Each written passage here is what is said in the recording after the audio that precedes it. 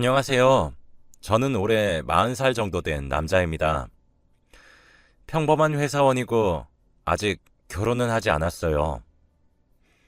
저는 얼마 전 제게 아주 놀라운 일이 생겨서 이렇게 사연을 보냅니다. 지금 생각해도 TV에 나올 만한 이야기라 아직도 믿기지가 않네요. 저는 결혼 생각도 그닥 없었고 만나는 여자도 없어서 평범하게 월급 받으면서 부모님 용돈 드리고 돈도 이상한 데에 쓰지 않는 일반적인 남자입니다. 제가 회사에서 저희 부서 팀장이라 일이 많기도 하고 여자를 만날 틈이 없다 보니 벌써 이렇게까지 결혼이 미뤄진 것 같네요. 저희 부모님도 30대 중반까지는 결혼을 하라고 부추기셨지만 40살이 가까워지니 결혼 이야기는 전혀 하지 않으십니다. 그날도 여느 날과 다름없이 평범하게 일을 하고 저희 부서 직원들과 회식을 하는 자리였어요. 금요일 밤이라 술도 먹고 고기도 먹으면서 직원들과 도란도란 이야기를 나누고 있었죠. 그런데 갑자기 입구에서 허리가 잔뜩 굽고 옷을 허름하게 입은 할머니 한 분이 가게를 들어오시더라고요. 그런데 한 손에는 껌을 들고 계셨습니다. 그분은 저희 회사 근처에서 껌을 파는 가난한 할머니로 유명한데 그 할머니가 껌만 파시는 게 아니라 아예 사람들한테 사라고 강요를 해서 회사 사람들이 그 할머니를 많이 안 좋아해요. 저는 그 할머니와 한마디도 나눠본 적이 없지만 주위에서 들어보니 껌을 안 사면 살 때까지 안 간다고 하고 하나 사면 옆에 사람도 사라고 하라고 한다면서 처음에는 불쌍해서 몇 개 사줬는데 이제는 아예 사람을 이용하니까 사주기 싫어진다며 다들 그 할머니를 피합니다. 그 할머니는 저희가 회식을 하고 있던 가게로 껌들을 들고 들어오셨는데 할머니를 보자마자 저희 직원들은 그 할머니의 눈을 피했고 아예 모르는 척을 하더라고요. 저는 그 할머니를 말로만 들어봤지 실제로 뵌 건 처음이라 신기하기도 했지만 왠지 모르게 너무 불쌍해 보였습니다. 제대로 씻지도 않으신 것 같았고 추운 겨울이었는데 옷도 너무 얇고 허름하게 입으셨거든요. 돌아가신 할머니가 생각이 나서 차마 쉽게 무시할 수 없었어요. 그 할머니는 저희 직원들 한 명씩 어깨를 톡톡 치면서 껌을 사라고 했지만 많이 당해본 직원들은 아예 눈길조차 주지 않고 자기 할 얘기 하면서 제대로 무시했습니다. 할머니는 아무도 눈길을 주지 않으니 한 면씩 돌아가면서 다 어깨를 톡톡 쳤지만 아무도 할머니에게 대꾸해 주지 않았죠. 제 옆에 앉아있던 직원도 그 할머니를 무시했고 다음으로 할머니는 제 어깨를 툭툭 치셨습니다. 저는 그 할머니를 차마 무시할 수 없어서 할머니를 쳐다봤어요. 할머니, 이거 다 해서 얼마예요? 제가 이렇게 말하니 직원들에게서 갑자기 정적이 흘렀고 할머니는 다 해서 3만 원일세. 한 개당 1,000원이고 불쌍한 노인네 생각해서 하나 사주면 안 되겠나? 라고 하셔서 저는 할머니 다 주세요. 라고 한 뒤 5만 원짜리 지폐를 꺼내서 할머니를 드렸습니다. 에구머니나 어쩌지? 잔돈이 없는데? 아니에요. 일부러 할머니 드리려고 5만 원 지폐 드린 거예요. 그렇게 할머니는 고맙다고 연신 저에게 허리를 굽혀 감사 인사를 하셨고 저도 자리에서 일어나서 괜찮다고 같이 허리를 굽혀 인사했습니다. 할머니가 가게에서 나가고 직원들이 팀장님이라고 하면서 저를 혼내더라고요. 팀장님, 저 할머니 악덕이라니까요. 내일 또 팀장님한테 와서 껌 사달라고 할 거라고요. 맞아요.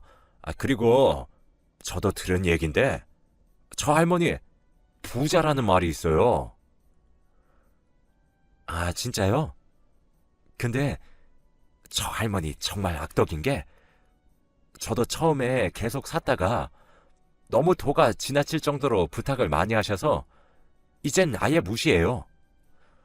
저도 팀장님처럼 너무 안타까워서 처음엔 껌 다 샀단 말이에요. 직원들은 다들 할머니 이야기를 잔뜩 했고 저는 아무 말도 하지 않았습니다. 그 할머니에게서 돌아가신 저희 할머니의 얼굴이 보였고 돌아가시기 전 손주로서 제대로 효도 한번 해보지 못한 게 한이 되어서 아마 그 할머니의 껌을 다 샀던 것 같아요. 아무튼 저는 그날 회식이 끝나고 집으로 돌아왔습니다. 주말이 지나고 월요일 날 저는 여느 때와 다름없이 회사로 출근을 했어요. 저는 집이랑 회사가 가까워서 굳이 차를 타고 회사를 가지 않고 걸어서 가는데 그날 저희 회사 앞에 있는 편의점 밖에 그 할머니가 서 계시더라고요. 저는 그때 직원들이 말했던 한 번 사주면 계속 찾아와서 사달라고 한다. 이 말이 떠올라서 할머니가 사라진 뒤 지나가려고 했습니다. 그런데 그 할머니는 편의점에서 나오는 사람을 붙잡고 잔돈 받았지? 그 잔돈 나 좀 주면 안 돼? 라고 하면서 사람들을 귀찮게 했고 또 편의점에서 복권을 사는 사람한테 저기 이 껌 사면 무조건 복권 1등 당첨될 걸세 라고 하면서 자신이 파는 껌을 사도록 하더라고요. 그렇게 몇 명한테 민폐를 끼치시더니 그 할머니를 아는 분들은 편의점에 가려다가 할머니를 보고는 다른 편의점을 가거나 했죠. 저는 몇 분 동안 보면서 저건 아닌 것 같아서 제가 나서서 할머니께 여기서 이러면 안 된다고 말씀을 드리려고 했어요. 그때 마침 편의점 점장님께서 나오셔서는 할머니, 여기서 이러시면 안 돼요. 지금 할머니 때문에 놓친 손님이 몇 분이나 되는 줄 아세요? 제발 남의 영업장에서 행패 부리지 마시고 얼른 가세요. 제발 이 노인네 생각해서 껌 하나만 사주게. 그럼 나 절대 안 올게. 응? 할머니, 진짜 보자 하니까 경찰서 갈까요? 네? 아닐세. 신고는 하지 말아주게. 지금 갈게. 라고 하시면서 사라지셨습니다. 할머니는 편의점 점장에 경찰서에 신고한다고 하니 바로 짐을 챙기고는 자리를 뜨셨고 그때 저도 회사로 출근할 수 있었습니다. 저는 그날 일을 끝나고 퇴근을 하면서 회사를 지나가고 있었는데 회사 근처 레스토랑에서 익숙한 사람을 보았어요. 바로 껌을 파시는 할머니였는데요. 그런데 생김새가 달랐습니다. 레스토랑에 앉아 계시는 분은 진주 목걸이에 우아한 드레스를 입고 계셨고 앞에 한 어린 남자아이와 같이 스테이크를 칼로 썰고 계셨었거든요. 제가 아는 할머니는 얇고 허름한 옷과 냄새나는 몸 그리고 굽은 허리를 가지고 계시는데 레스토랑에 계신 분은 허리까지 곧게 뻗어 계셨고 생긴 것만 닮았지 옷과 액세서리는 전혀 그 할머니와 달랐습니다. 저는 그냥 닮은 사람이겠거니 하고 제가 잘못 본 줄 알았어요. 집에 와서 자기 전에 레스토랑에서 봤던 할머니의 얼굴과 껌을 파는 할머니의 얼굴을 번갈아 가면서 생각을 해봤는데 아무리 생각해도 똑같이 생겼고 쌍둥이라고 하기에는 부유한 사람과 가난한 사람의 차이가 너무나도 커서 도대체 어떻게 이해를 해야 하나 싶더라고요. 다음 날 출근을 했는데 회사 1층 로비에서 경비원 아저씨와 누군가 싸우고 있었습니다. 소리를 꽥꽥 지르면서 할머니, 여기서 이러시면 안 된다고요. 라고 하시며 경비 아저씨는 그 사람을 내쫓으려고 했고 그 사람은 절대 안 나가려고 안간힘을 쓰고 있었습니다. 그런데 경비 아저씨와 싸우고 있던 사람은 바로 껌을 팔던 할머니였어요. 평소와 같은 허름한 옷에 굽은 허리를 보고 레스토랑에서 본 사람은 제가 잘못 본 사람이라는 것을 깨달았죠. 절대 같을 수가 없었습니다.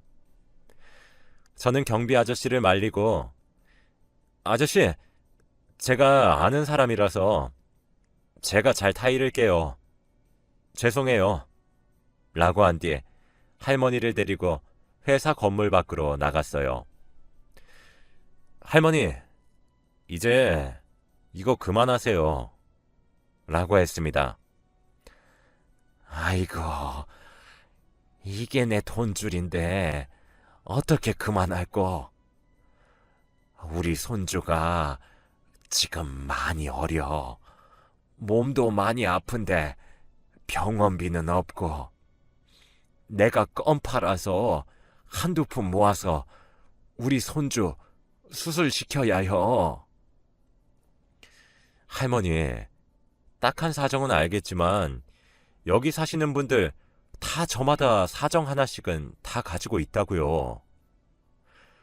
오늘도 제가 껌 다 살 테니 다신 저희 회사 오지 마세요. 저는 할머니에게 5만 원짜리 지폐 2장을 드리고 할머니가 손에 쥐고 계시던 껌박스를 다 가지고 회사로 들어가려고 등을 돌렸는데 갑자기 철푸덕 이 소리가 나는 겁니다. 저는 너무 놀라서 뒤를 돌아봤는데 할머니가 배를 부여잡고 쓰러졌더군요. 바로 119에 전화를 해서 구급차를 불렀고 할머니는 구급차 안에서 내내 아이고 배야, 아이고 나 죽네, 나 죽어 라면서 노래를 부르셨고 어느덧 병원에 도착했습니다. 제가 할머니에게 할머니, 보호자분 없어요? 자식들이나 며느리 없어요? 라고 했더니 아이고 나 그런 거 없네. 나 혼자니까 수술 필요 없네. 이거 아프다가 나중엔 괜찮아지니까 나 얼른 여기서 일으켜주게 라고 하면서 고집을 피우셨어요. 할머니는 휴대폰도 당연히 없으셨고 가족분들도 없다고 하시면서 나 가족 없네. 나 혼자 살아. 제발 나 좀 내보내주게 라고 하셨습니다.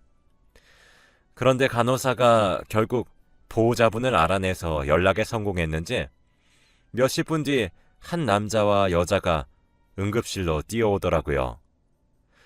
그 사람은 할머니의 아들분이라고 했습니다.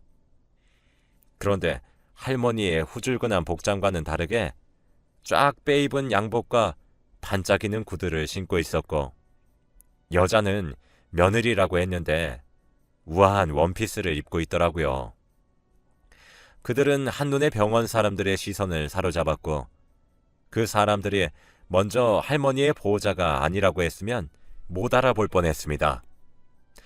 할머니의 아들분이 어머니, 여기서 지금 뭐 하시는 거예요? 왜 집에 안 들어오시고 제발 저희 속 좀 썩이지 마세요 라고 했습니다. 아들분의 말에 의하면 할머니가 치매 증상이 약간 있으셔서 집을 나가면 집을 못 찾아오시고 가끔은 가족이 없다고 한다면서 울분을 토해내더군요. 저는 할머니에게 그런 사연이 있는 줄 모르고 이때까지 있었던 모든 일들을 아들분에게 다 말했습니다. 그분은 제 손을 잡으면서 정말 감사합니다. 저희 불쌍한 어머니 평생 일만 하시고 사셔서 돈 버는 것밖에 모르세요. 정말 감사합니다. 생명의 은인이세요. 라고 했죠. 저는 한 것도 없는데 그렇게 울면서 감사하다고 하시니 뭐라고 해야 할지 모르겠더군요. 할머니는 집을 떠나서 밖에서 사시는 동안 상한 음식만 먹고 다니셔서 복통을 유발한 거였고, 그렇게 할머니는 가족분들과 집으로 돌아가셨습니다. 할머니는 가는 내내 저에게 내가 맨날 들고 다니던 검정 비닐봉지 자네 가지게 라고 하셨고, 치매 증상 때문에 가족을 알아보시지 못하는 건지 집으로 가는 건데도 그렇게 기분이 좋아 보이시지 않으셨습니다. 저는 병원에서 할머니의 소지품을 받고 회사로 돌아와서 일을 했어요. 할머니의 검정 비닐봉지 안에 뭐가 들었는지 볼 틈도 없이 오전 내내 병원에서 있다 보니 일이 많이 밀려 업무를 빨리 끝내는 데 급했습니다. 일에 너무 몰두하다 보니 금세 퇴근 시간이 되어 집으로 간 뒤 자기 전에 할머니 생각이 나서 검정 비닐봉지를 열어보았습니다. 저는 거기 안에 껌이나 할머니의 중요한 소지품이 들어있을 줄 알았는데 정말 놀라운 것이 들어있었습니다. 바로 진주 목걸이와 귀금속들이었어요. 그 목걸이와 귀금속들은 제가 저번에 레스토랑에서 봤던 할머니 거랑 똑같았습니다. 저는 그 순간 할머니가 하다 이제 도둑질까지 했나 보네 하며 이 물건들을 얼른 주인을 찾아줘야겠다 싶었죠.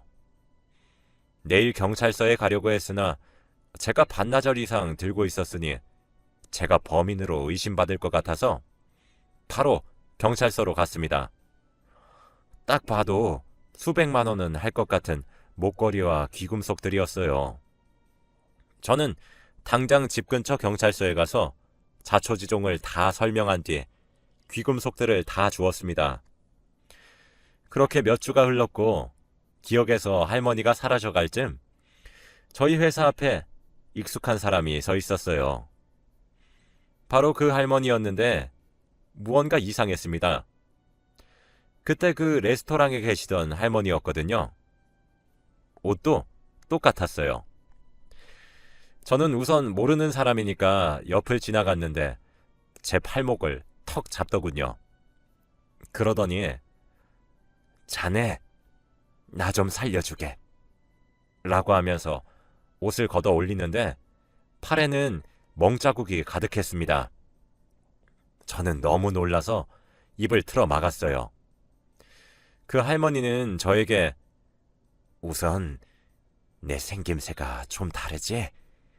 이건 일단 나중에 설명하겠네. 자네 나 치매 아닐세. 제발 나 좀 도와주게. 이제 도망칠 데도 없어. 제발 나 아니어도 내 손주만이라도 제발 이라며 울어댔고 저는 할머니의 사정을 다 듣게 되었습니다. 알고 보니 할머니는 부잣집이었고 아들은 술만 마시면 사람이 괴물로 변한다고 했습니다. 치매도 거짓말이고 그냥 자기를 집에 데려다 놓기 위해서 아들이 저에게 한 거짓말이라고 했고 집을 나와서 이렇게 거짓골로 돌아다니면 아들이 못 찾을 줄 알았다고 하더라고요. 그때 그 레스토랑은 허름하게 입고 가면 손주가 부끄러워할까봐 옷만 갈아입은 거라고 했습니다. 신고도 해봤는데 아무도 노인네 말을 안 들어준다고 하더군요. 제발 마지막으로 살려주게. 내가 은혜는 죽어서라도 갚을 테니 제발. 경찰서에 가서 울며 불며 말해도 내 말은 아무도 믿어주질 않네. 제발. 그럼 며느리분은 왜 신고를 안 한 거예요?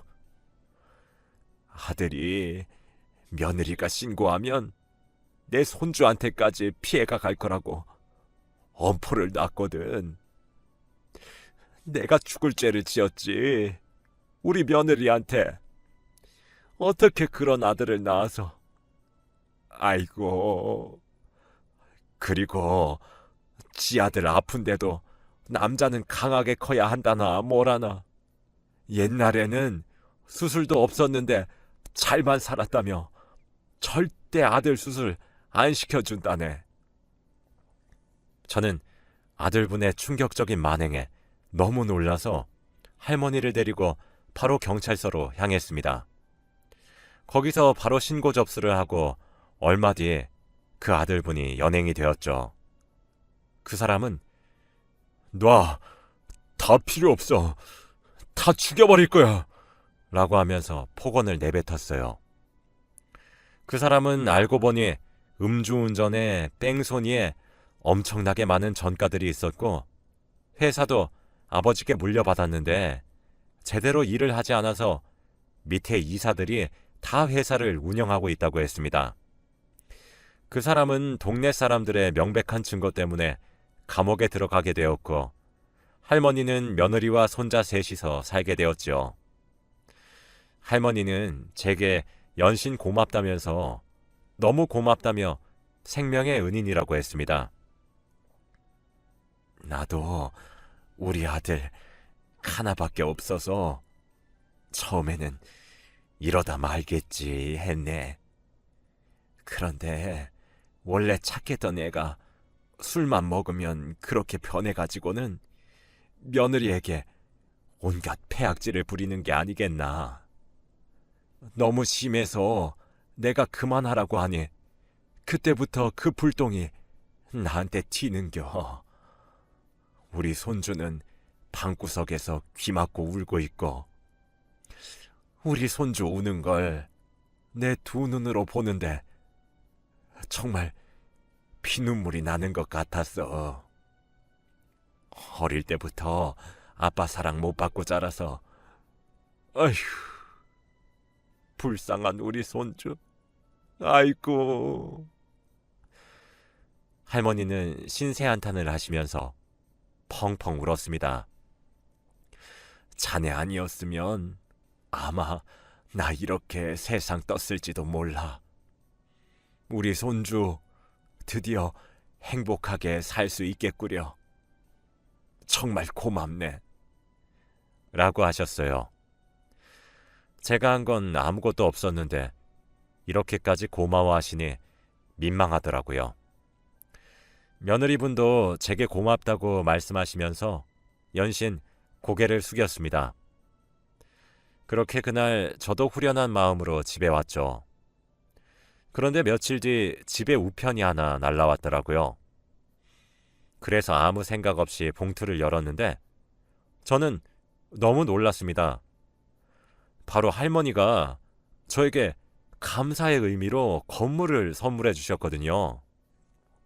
무려 강남에 있는 15층짜리 건물이었는데 저에게 소소하지만 받아달라고 편지를 쓰셨습니다. 저는 그렇게 하루아침에 강남 15층 건물주가 돼버렸어요. 할머니는 저에게 전화가 오셔서 소소하지만 받아주면 좋겠네. 자네는 내 인생을 바꿔준 사람이야. 아니, 나와 내 며느리 그리고 우리 손주까지 자네가 없었으면 내 인생은 시궁창이었을 게다. 고마워, 자네. 작지만 꼭 받아주게. 라고 하셨어요. 허름한 옷을 입으시면서 껌을 팔고 계시던 할머니를 도와준 게 다인데 그 할머니에게 건물을 선물 받다니 저는 아직도 믿기지 않습니다. 한 달에 한 번씩 건물의 입주자들에게 월세를 받는데 제 월급의 수십 배네요. 아직 부모님께 말씀은 못 드렸습니다. 제 인생에 은인을 만난 것 같아요. 제 이야기는 여기까지예요. 모두들 사람들한테 함부로 대하지 마세요. 어떤 사람인지 전혀 모르잖아요. 저처럼 이런 행운이 오실 수도 있으니 모든 사람에게 다 잘합시다.